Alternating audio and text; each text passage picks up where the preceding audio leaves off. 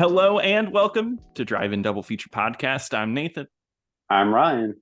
And this is the podcast where we talk about 2 movies a week every Tuesday and Thursday. But before we get into today's episode, be sure to check out our Patreon. Just for $5 a month, you help support us and you can listen to us talk about Oscars a month away from the Oscars, but not before, after, which is perfect timing. So to stay up to date with content like that, check us out over there. I always like to give my predictions to things after the event happens. I know, it makes me sound smarter. Yeah. Yeah, I predicted every category correctly. It's very surprising. But getting into this week, it's another week of Bond, and we are going to start this Tuesday off with a Bond movie with Tomorrow Never Dies, the second Pierce Brosnan Bond movie from 1997. And this one's directed by Roger Spottiswoode, who has made a movie that we've covered before. So let's is it going to be a bad one or a good one? Well, I'd say it's one of our worst. We are talking about Stop or My Mom Will Shoot. He also directed Turner and Hooch, which is a movie I don't like. So what? Yeah, I don't know. No, do not like Turner and Hooch. Okay, Nathan. Nathan doesn't like Tom Hanks. No, it's the score. I hate the music in that one. Nathan hates dogs. Yeah, any movie with dogs, hate it instantly. Homeward Bound.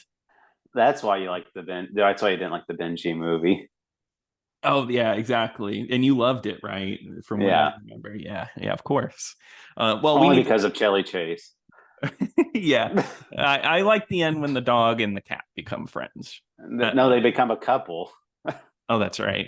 Disgusting. What a disgusting movie. All right. But getting into Tomorrow Never Dies. Ryan, have you seen this one before? No. No, me either. Okay, first time for everything. This is one I don't really know about. Like, I feel like this is one of the least talked about Brosnan ones in his run. And yeah, I kind of went into this a little blind. I knew Michelle Yeoh was in it, Terry Hatcher's in it, and I knew the bad guy was played by Jonathan Pryce. But I didn't really know it was about a media mogul. This one would fully embrace. We got to see some CGI in this one. It was actually a really surprising movie for me because it kind of rocks. Tomorrow Never Dies was really good. And I think this one is actually rated lower on the scale of Bond movies, which is really surprising to me. I don't know. How'd you come out of this one? No, I liked it a lot. I went in completely blind, and I think that's perfect because I had no expectations. I was expecting it to not be very good because I always feel like I see that towards the bottom of the ranking. But then I watched, I'm like, this is a lot better than some of the other ones we've seen. So. Definitely, yeah. I think it's better than some of the bad ones. Like I think of like movies that kind of sit in the mediocre end, because we got a lot of those in the era of Roger Moore, I feel like. Or like Diamonds Are Forever is kind of a mediocre movie. I kind of never say never. Never say never. Well, never say never is just like a bad movie. But like I just thought this would be in there. But no, it was actually really interesting. I guess audiences thought so too. It's actually a really big moneymaker. It cost it made $333 million. It was the 4th highest grossing movie of the year, but it never was number 1 at the box office because you know what came out the same week? Make a guess. 1997. 1997. Oh, Titanic. Titanic, yeah. So it had that to go against it, which is really interesting, but it still made a lot of money. But yeah, so I guess we can get right into this one. Now, did you expect, if you went into this movie blind, you're thinking, oh yeah, Michelle Yeoh, she's gonna win an Oscar? No, I like Michelle Yeoh in this movie. Don't get me wrong, but the whole time I was watching this, I was like, wow, future Oscar winner. She's in this. I mean, what 25 years later? Yeah. Crazy. And I mean, like she was in movies after this, but I wouldn't say a lot of like English movies, right? No, well, I mean, like, she got her start in Hong Kong cinema. Like, she was pretty much like Uh, was in the third Police Story movie, the Mm-hmm. Super Cop, and that's where she, like, I guess got like her big breakout role, and then she started doing a bunch of other like martial arts type of movies. So that's why you do see her do martial arts in this movie. Yeah, and I think this movie came at the right time because if I know my timeline right, from like this point, late 90s to like the early 2000s, martial arts and Hong Kong movies were starting to really make a mainstream hit in Hollywood and American movies. Yeah, I think this is like the rise of Jet Li, Lethal Weapon 4 was about to come out. Jackie Chan was Jackie like, Chan. Mm-hmm. because Jackie Chan had been in the industry for years and years, like 20 years at this point, but he never made it big in America until Mm-hmm. Rumble in the Bronx. Yeah, Rumble in the Bronx. Yeah. And then he gets his own cartoon, which everybody remembers, of course. I do. Yeah, I do too. I used to watch that one. And I played his PlayStation 1 game. Yeah, the stunt challenge game. Yeah. No, yeah. And I mean, I remember being young and that being like a big part of late 90s and early 2000s. So Michelle Yeoh being in this movie fits. But she doesn't come in until a little bit later. Of course, we get an opening shot that's it's very different than Goldeneye. Goldeneye's start is really interesting because I think it's really focused on being like, well, you got the damn section, but I think about it's trying to be more grounded, right? It's calling out Bond for being misogynist, being a pig or whatever. But here, I feel like we're kind of back to embracing a bit more of a silly side of Bond, while Oh yeah, while having like a little bit of a grounded focus, which is gonna like, completely go away soon. But it has Bond, like it's in Russia, right? And they have like, what is it, weapons or yeah. something that the British government want to blow up, so they send out missiles, but oh no, there's a nuclear warhead there. So Bond has to take those nuke missiles and fly them out of there. And let me tell you, I was watching this, the action is done so well here. Like, I was really surprised. Like, it's really well choreographed. Like, he's knocking people out of the jet and he's like diving and dodging under stuff. It's a lot of fun. Yeah, I wonder how they did a lot of that stuff with the jet, Me too. Yeah. and he already, first when he appears on screen, his first line is already a one liner, and Yeah. So you know what you're doing. he has a lot of one liners in this movie. Like, pretty much like Yeah. anytime he kills somebody, it's he has a one liner. Yeah. He and always has something to say. and like in this one, like a guy's smoking a cigarette and he just knocks him out. He's like, "Ah, filthy habit." Yeah, which is a great moment. And like I said, it has like silly moments like that, or like later he has like a guy in the back of his jet who's knocked out and he wakes up and they get him out of the jet. He hits the ejector seat, but he's under another jet, so the ejector seat the ejector seat shoots out and goes through the jet above him, and that jet explodes, and it's just an insane sequence of events. They should have done that in Top Gun. I agree. I think I would have had a lot more fun with that movie. I know I hated that movie. Right, Ryan? I know you couldn't stand it. No. No, yeah. Well, I meant the new Top Gun. Sorry, I don't. I don't. You meant I the meant the old original. one. Well, I will. This movie is better than the original Top Gun. I will. I'll say Yes, it that. is. Yes. Yeah, but this is one of the Bond movies where this works into the plot of the movie. It's not completely separate. So this whole situation comes from sorry, I'm trying to think because this movie is a little complicated. So Jonathan Pryce has a stealth ship, and wait, I'm trying to think. Does the submarine sinking does that happen after this opening sequence, or does it happen as a consequence to the opening sequence? I think it happens after the opening sequence. Okay, so it isn't even connected. No, I don't think this. Well, they do mention, like, because I think that guy Gupta or whatever. Yeah, I think Gupta's there. Yeah. yeah. So there is some connection to the main plot of the movie. Gotcha. Okay, yeah. And I think maybe that's where he gets the GPS device that'll come up later. Right. Yeah, but yeah, okay. but I do know in that one the syncing happens after the opening credits. Okay, yes, yeah, I think you are right. Which is another submarine sinking in a Bond movie. A lot of subs. Always they love subs. But we do get a new opening sequence. Tomorrow No Never Dies. grinders. No, what Ryan? What? No. No I hoagies. know. Yeah. These girls aren't gonna have any grinders. Oh, that sucks. It sucks for them.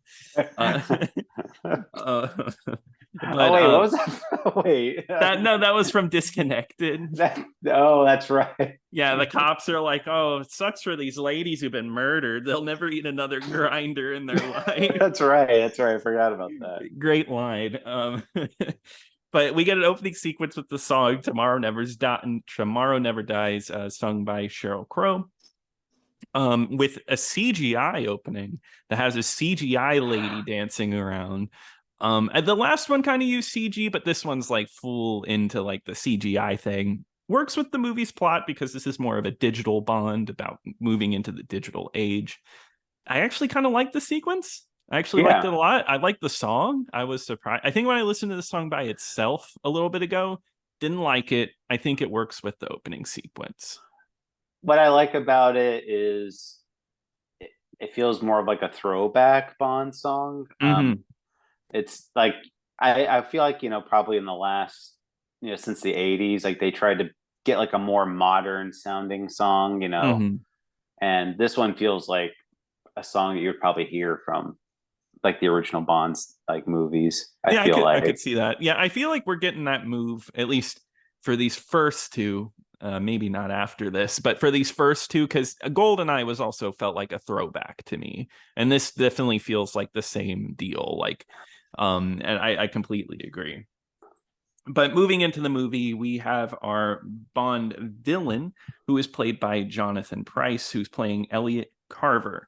And his plan is he has a sub sink with his missile that is like it's not missile, it's like a missile mixed with a drill that has like little cog wheels at the end that he can it's a control. grinder.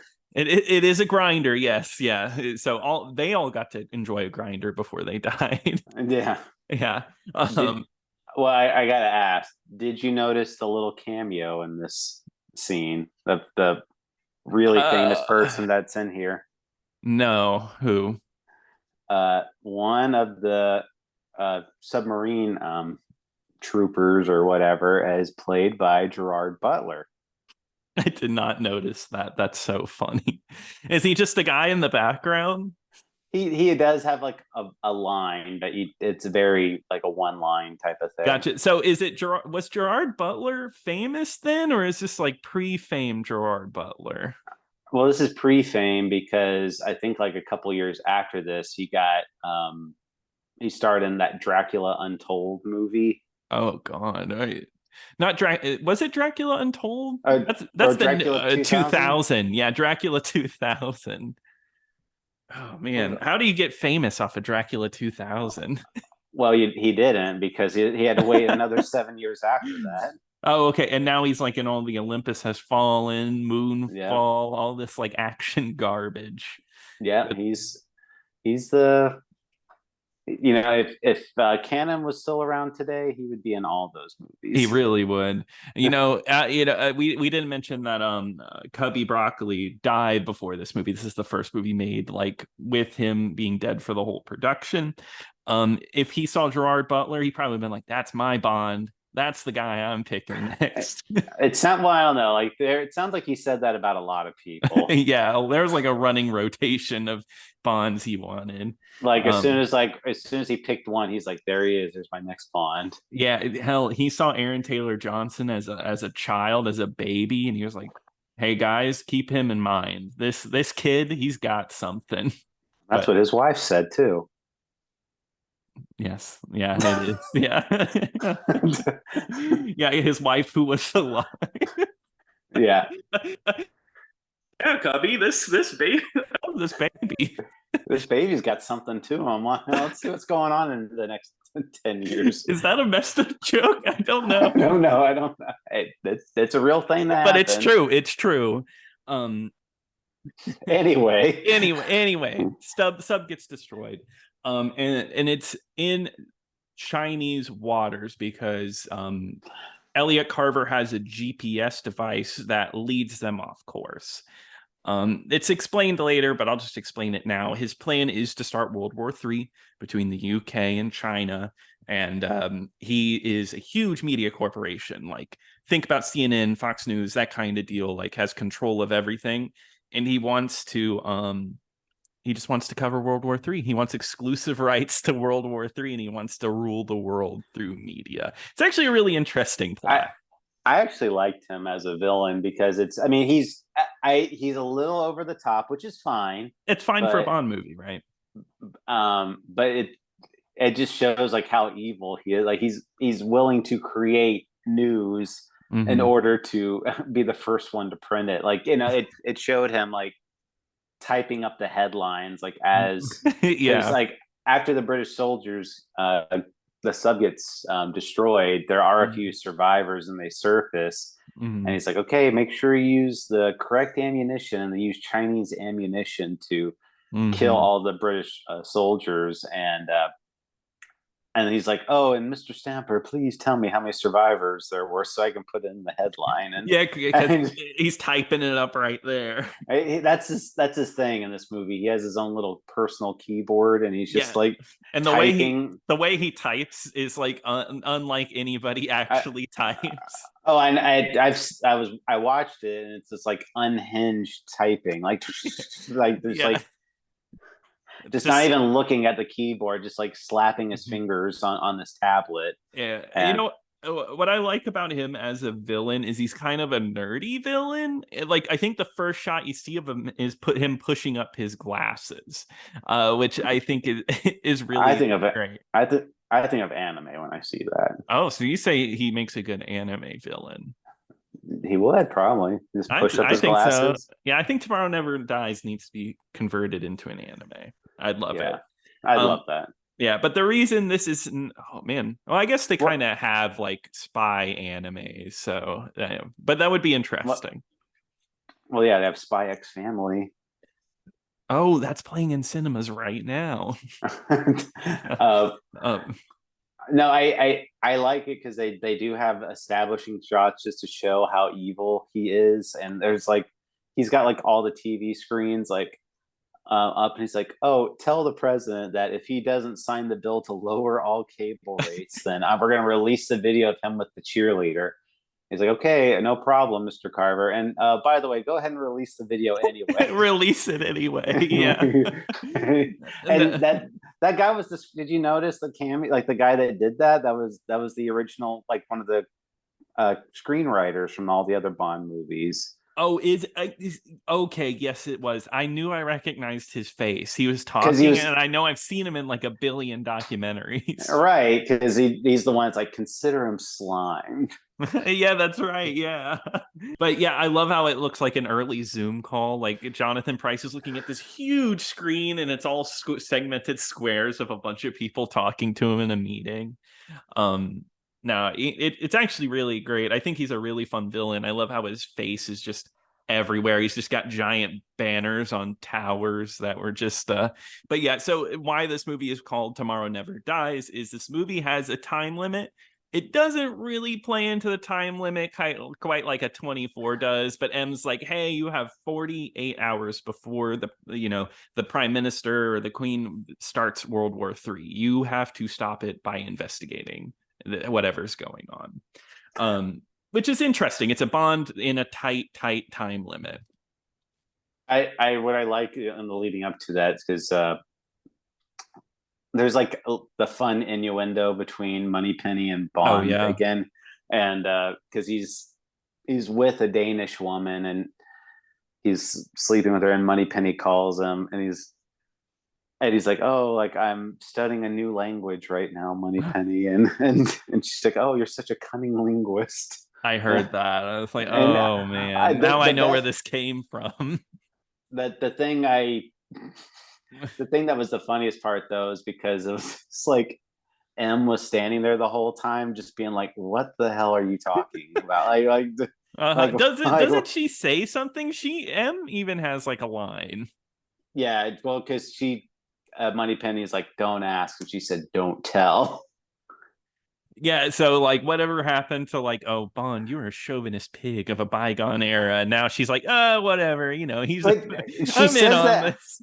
No, well, she says that, and then in the next couple of scenes, like they talk about, you need to go infiltrate Elliot Carver's party, and you need to get some information from his wife because Bond, I guess, previously had a relationship with her. Yes, yeah. And she's like, "Oh, you need to pump her for," like basically telling Bond you need to go sleep with this woman, do what you ever need to do to get some information out of her. Yeah, whatever. Which I love this. The meeting that they have is in the car, and Moneypenny's driving the car because they're like talking, getting the briefing. Oh, go ahead. It was England, so she was in the passenger seat.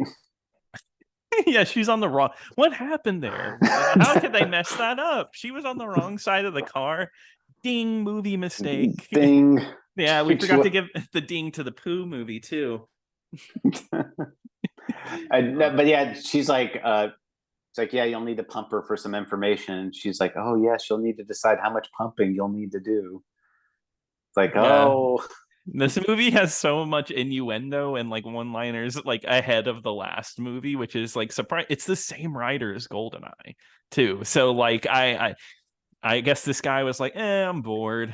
I'm gonna write some sex jokes. Feeling a little saucy after that last movie. Just a little. I just watched the one where Roger Moore has sex in it, which is all of them, and I was like, we need more of that. So when they go to the party, though, the thing like so Bond goes and he's pretending to be a banker, like basically saying like, oh, like, hey, I can help bankroll this operation to you. And the thing that's like, Bond is not being subtle at all in this scene. He's like, he gives it away. Like he's pretty much playing with him. Yeah, he's like, oh, are you spreading information or disinformation, misinformation, or are you I would be lost at sea if it wasn't for your news organization. Tomorrow, what a terrible name. Exactly. Yeah, he's completely letting it on. And then that ends up getting Terry Hatcher killed. So I think this movie tries to set her up as like, oh, she's like she's the Bond girl of this movie. Because they were an old flame. They met each other again, and she's actually married to Elliot Carver. But Bond's here, so she has to sleep with him. She has to be like, I don't like this guy. Yeah, I'm gonna go. Well, back. I mean, this is the one time Bond's ever slept with a married woman, and you know what? I couldn't get past that. That's the straw that broke the camel's back for me. This is why I hate Bond now. Yeah, canceled. Yeah, but here it's a bad guy. He was a James Bond bad guy. I think it's acceptable. Oh, okay. Yeah, he was evil. He was evil. No, well, I mean, yeah, it's fine. I don't know. Him sleeping with her ended up getting her killed. Yeah. But it's does she even give any meaningful information to this? I guess she is like, hey, no, he is a bad guy. You need to be looking into him. Yeah, I mean, I forget if she does give any information, but yeah, that's the whole reason why she ends up dying. Because I don't know about you, but the one thing I didn't like, I thought Terry Hatcher's performance was not very good. It's a good reason she's not in this very much. Yeah, because like when she's it's very clearly there's something going on between her and Bond, because when she gets questioned by Elliot, it's like, what is your relationship to him? It's like, I didn't know him. I only knew him in college. He was dating a friend of mine, and it's just like, okay, like, all right. I do like that Jonathan Pryce gets mad at Bond later in the movie, and he's like, oh, because you took my property, basically calling her his property. You wrote my wife's obituary when you made her betray me. Yeah. but yeah, she's pretty bad, which, I mean, I hate to say something bad about Terry Hatcher's acting. Who would think? Yeah, I mean, Yeah. this isn't Lois and Clark. It's not Planes and Planes 2. Could you imagine your career going up that high? That's amazing. I mean, she had Desperate Housewives. She did okay. I'm sure she's got a good amount of money. But yeah, she ends up dead. Q pretends to be like an Avis, like a car like rental man. And the big gadget of this movie is a car that could be controlled via a cell phone, where you can drive it with a touchpad. Bond gets like that whole sequence where he's like, where because Q can't do it well, he can't control it well, but Bond plays a lot of video games, so he's able to like drive it backwards, do donuts, all by using his phone. Do you think he played the Tomorrow Never Dies PS1 game? I'm sure he's played the GoldenEye game. So I think Pierce Brosnan has said that like video games lead to violence. I actually think that is a statement he has made. Did he make that statement when the N64 was out, though? No, he made that recently. I think that was kind of a recent statement. So he might think the GoldenEye game is fine. I hope so. Well, he played it like on one of those like talk shows. I think he played it with like Conan O'Brien or something a few years back. Oh, did he? Okay. And then he murdered someone. So he's like, I can confirm video games do cause violence. There you go. Yeah. Which leads to like probably one of my favorite action sequences in the movie is he's getting shot at. Well, I guess scratch that. Let's not get into that yet, because there's a sequence that leads up to that, because he finds the dead girl, and then there's an assassin there.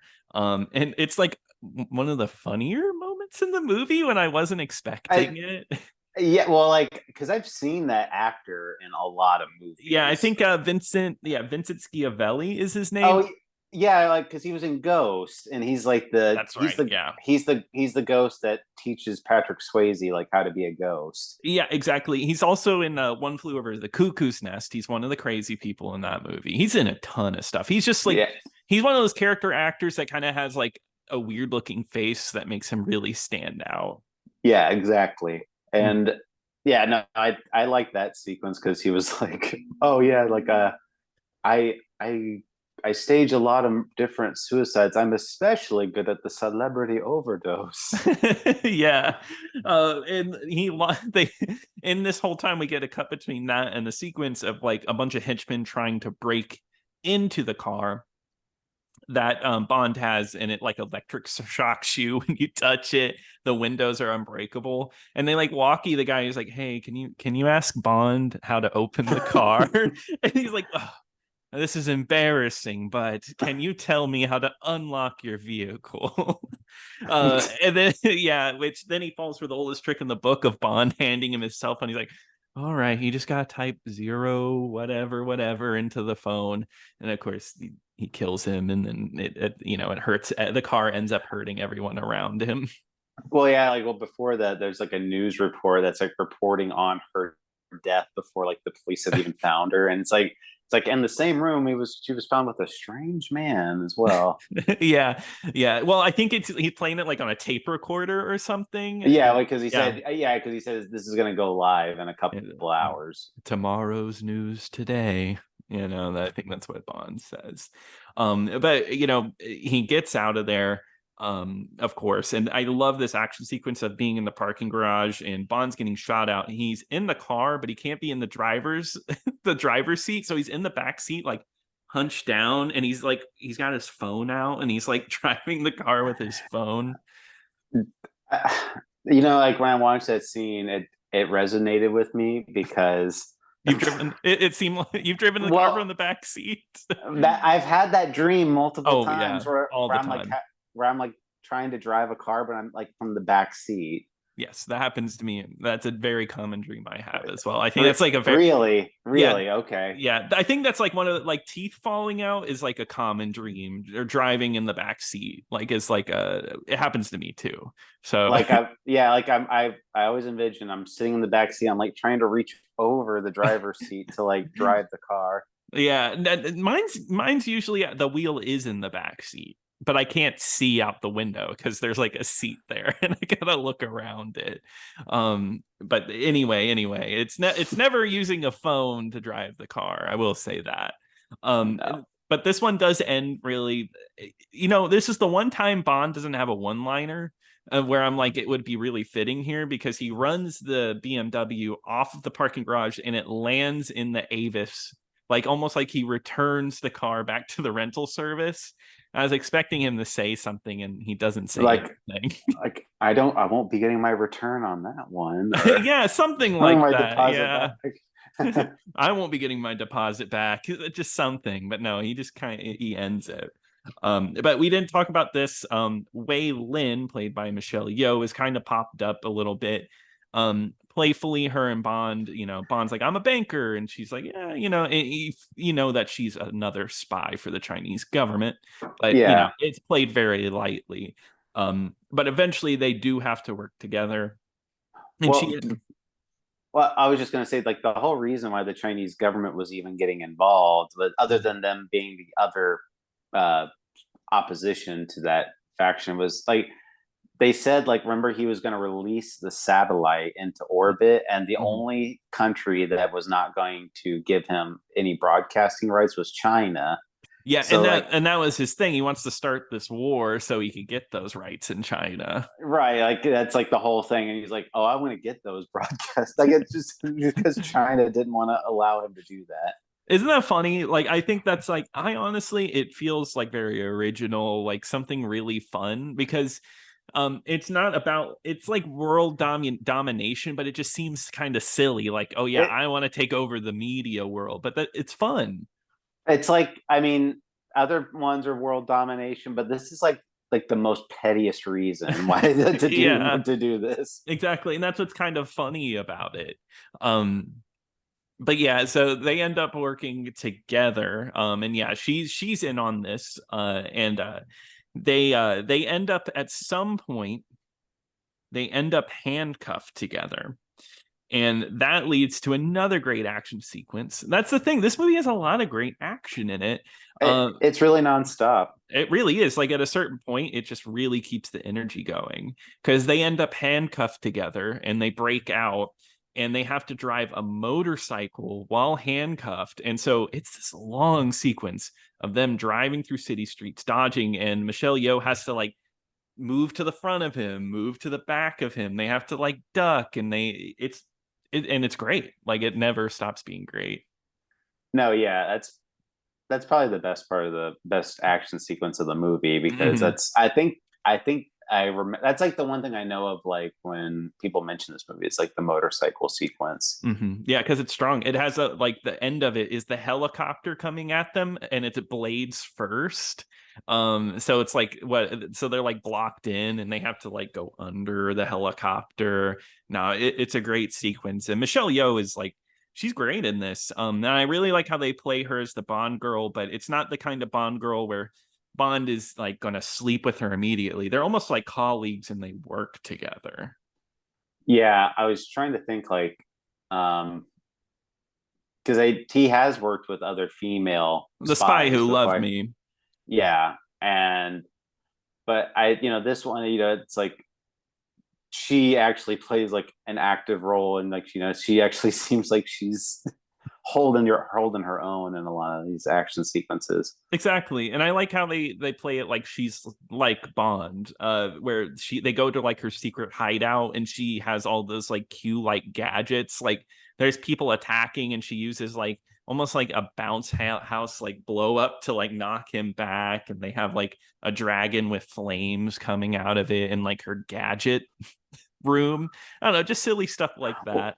Well, because I guess like they stole like one of Bond's watches, or like That's right, yeah. he's like, oh, this looks familiar, and she's like, oh yeah, we made some good improvements on it. Yeah, yeah. No, it's stuff like that that I think is funny. Um, and yeah, they work well together, and that's how we get to the climax of the movie where they go on the stealth ship and they finally all confront each other. Well, you forgot to mention What I we forgot. do we do get a returning Joe Don Baker in this We movie. You are right. Joe Don Baker is back, and he is playing the same character as he was in the last movie. That's right, Brad Whitaker from Yeah. Living Daylights. Yep. Brad Witt. Oh yes, yeah, yeah, the bad guy. No. No. Well, isn't that crazy that he's in like 3 movies in a row, and one of them he's not even like, well, not Well, in not the, in a sorry, row. not in a row, but he's in 3 movies, and he's 2 different characters, and they're like so close to each other too. Yeah.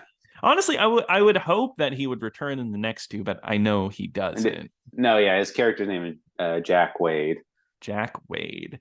Um, the name you said, Brad Whitaker, sounds like actually what his name should be in this. It works.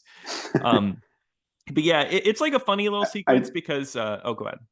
Oh no, yeah, they do the same gag that they did in the last one, where it's like the U.S. is unofficially helping you, but if they ask, we have no knowledge of this, and it's like Exactly. they're like, oh yeah, it's like we are like officially we are neutral to this, and he said, what about unofficially? Unofficially, we don't want World War III unless we start it. Yeah, exactly. And I like his last line because they're there to help Bond do a halo jump out of a helicopter into the ocean, and Bond just leaves, and he's like, "Oh, he didn't even say goodbye." And that's Joe Don Baker's last line in a movie, in a Bond movie. But yeah, that sequence actually happens before, where Michelle Yeoh and Bond are in the submarine together trying to search. But the submarine falls over and they have to get out of there.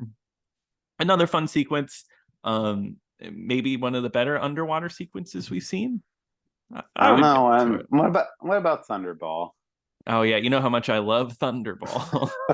uh, but yeah, this leads to the end of the movie with the stealth boat, and that's another big action sequence. In our bad guy, Elliot Carver ends up getting killed by his own drill missile. Bond just kind of puts like not that he pushes him into it, but he jumps out of the way so he can get eaten to death. I was about to say Bond has he has no problem killing people in this movie, like No, cold-blooded killings, where it's like yeah. the last one, it's like it seems like he'll kill him, but like unless he's like on the verge of dying. Like this one, it's like Elliot Carver stood no chance, like a hand-to-hand Oh yeah. combat, and he's just like, oh, it's like, and he just throws him right into the grinder. Grinder. Yep. Again, once again. Yeah. The nice big hoagie. Yeah, it sounds nice. But yeah, no, and the assassin we talked about earlier, where he's got the assassin gun to his head, and he's like, "Well, I was just doing my job." It's like, "Me too," and he, he shoots him in the head. Yeah, it's surprisingly violent, but of course not as violent as a Timothy Dalton's Bond, where heads are exploding and there's blood, throwing them into like a big vat of like leeches or whatever. Yeah, I still think about that to this day. Like, I can't believe they went that far. They were like they were pushing something for this series. But they do some oh, go ahead. I was gonna add, there's one other scene. There's one scene where Michelle Yeoh gets captured. And Elliot Carver's like mocking her. It's like, oh, you come in doing your martial arts. Like, oh, why? He gets really eccentric there at the end. Like he is like doing like throwing his hands around and everything. No, I love it. And they also have a lot of shots of Michelle Yeoh, and they do like the Hong Kong action movie, like slow-mo, like almost like John Woo-esque, which is really interesting. They even do it to Bond as well. I feel like they don't take any more chances with villains like that anymore. Like they don't ever like they all have to be super serious. Yeah, I mean, like, because No Time to Die, I think they wanted him to be serious, but like he's goofy because he's Rami Malek, but I think he was meant to be taken more seriously than I felt he was in the movie. I mean, the only one I could think that was like close to being kind of over the top was probably, oh God, I can't even think of his name. From Skyfall. Javier Bardem. Yeah, that's only like that was a lot because it was like, well, we'll get into that later, but yeah, that's exactly. There's a very infamous scene from that movie. Yes, I know what you're talking about, but no, yeah, I think a great Bond villain needs to be pure evil. And like, and this guy is kind of the pure evil where he's like annoying and petty. And it's kind of funny. I think Jonathan Pryce actually does a really fun job here. Right. I guess my point is like they don't ever have like any like weak and nerdy like villains No. like you would never see a guy like this in a Bond movie anymore. I don't feel like. No, well, just wait till Nolan makes the Bond movie. Okay, he's gonna get it back to its roots. Yeah, get Cillian Murphy as the Bond villain. Okay, you know what? I'll take it. But Cillian Murphy would be too good. He wouldn't be what we're looking for here. I can get Harry Styles. He was in Dunkirk.